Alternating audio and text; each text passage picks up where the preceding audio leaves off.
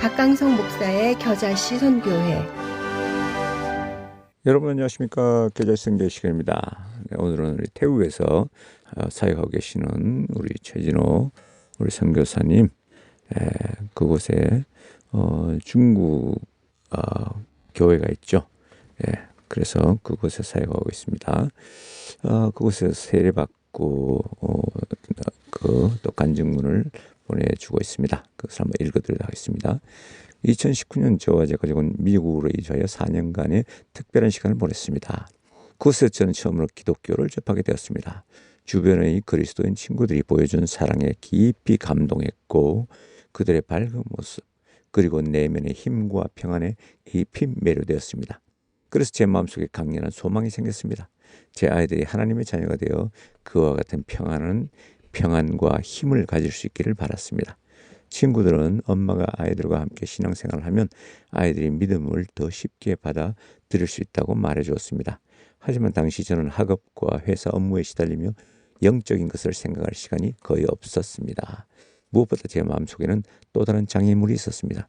저희는 중국에서 무신론과 진화론을 배우고 눈에 보이는 것만 믿는다고 교육받았습니다. 게다가 중국 내 일부 이단 종교단체가 종교를 빙자해 사기를 치는 바람에 저는 영혼과 신앙에 대한 문제는 험하거나 미신이라고 의심하곤 했습니다. 저는 마치 우물안 개구리처럼 더 깊은 영적인 진실을 보지 못했습니다. 2023년 하반기 저희의 미국 비자에 갑자기 문제가 생겨 미국으로 다시 돌아갈 수 없게 되었습니다. 저희는 급히 태국으로 이사했고 아이들은 국제학교에 입학했습니다. 이 시기는 저희들에게 가장 어두운 시간이었습니다. 순탄했던 삶이 한순간에 산산조각 났고 저희 가족 모두는 고통과 혼란에 빠져 앞으로 나아갈 길을 알 수 없었습니다. 바로 그 절망적인 상황에서 미국에 있는 저희 그리스도인 친구가 교회에 가서 하나님께 기도하고 하나님을 의지하는 것을 배우며 고통 속에서 감사해야 한다고 조언했습니다. 처음에는 어렵게 느껴졌지만 저는 그 조언을 따르기로 했습니다. 마음이 아무리 불안하고 슬퍼도 저는 단순한 말로라도 하나님께 기도하려 노력했습니다. 그렇게 하자 제 마음속에 서서히 평안이 찾아오고 버텨낼 힘이 조금씩 생기는 것을 느꼈습니다. 이후 저는 교회 예배에도 참석하기 시작했고 예배 때마다 감동의 눈물을 흘렸습니다.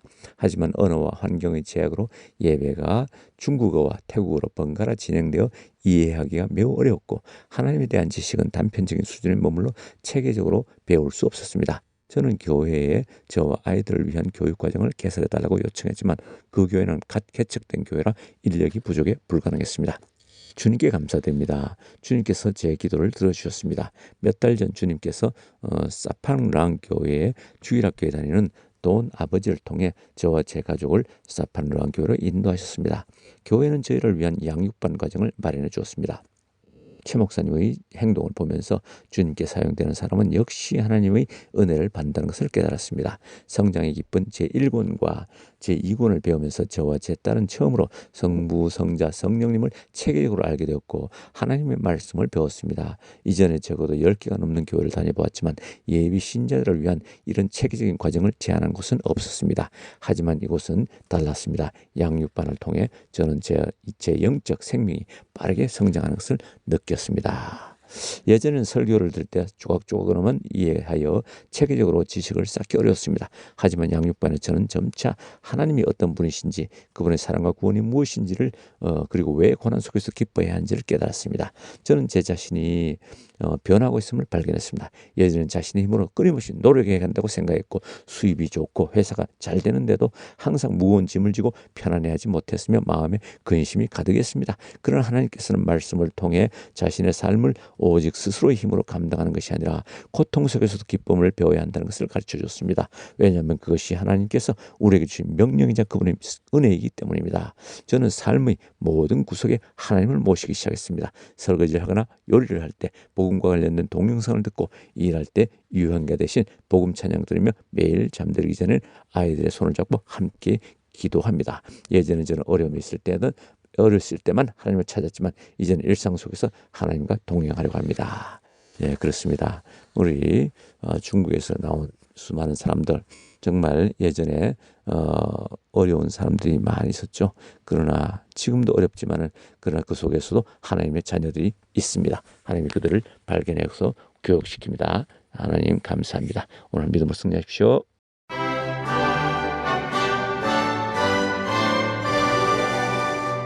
지금까지 박강성 목사의 겨자씨 선교회 시간이었습니다. 겨자씨 선교회는 사도행전 1장 8절 말씀을 통해서 세계 선교에 앞장서고 있는 선교 단체입니다. 신앙상담이나 선교에 대한 자세한 사항은 전화 847-962-1914로 문의하시기 바랍니다.